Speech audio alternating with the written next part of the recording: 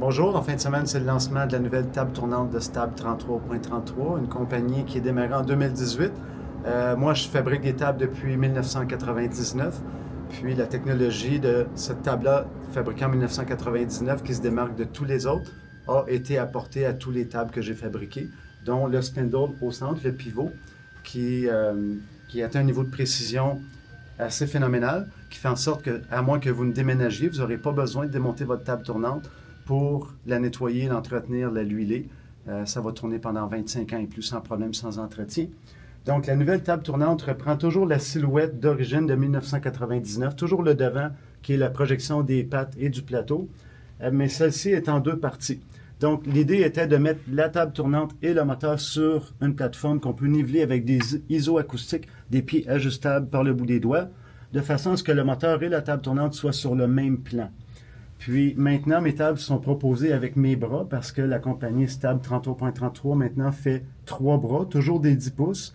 Puis le T11, la série T11 a un VTA on the fly, donc un ajustement du VTA pendant la lecture, ce qui permet de vivre en temps réel les changements, tandis que la version T6 n'a pas la portion VTA. Puis ici, justement, on peut voir, celui-là, c'est la version T11R pour les RCA. C'est un tube de 10 pouces avec à l'intérieur un tube de fibre de carbone de 12 pouces de longueur jusqu'au head shield avec un ajustement sur le côté pour l'azimut. Donc, la même chose pour le T6.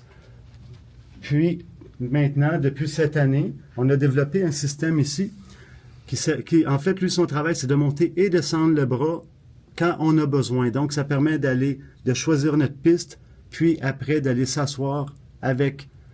Puis, en fait, on va s'asseoir, on peut faire ce qu'on a terminé avant que la musique démarre. Et quand on est prêt, à ce moment-là, tout ce qu'on fait, c'est démarrer la musique.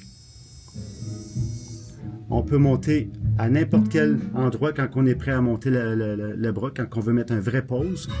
Puis, quand que la musique se termine, l'avantage de cet appareil-là, c'est que le bras va lever aussi. Donc, le lève-bras est compatible avec toutes nos tables et très, très bientôt sera compatible de façon optionnelle pour les gens qui voudraient l'adapter à leur table personnelle à la maison.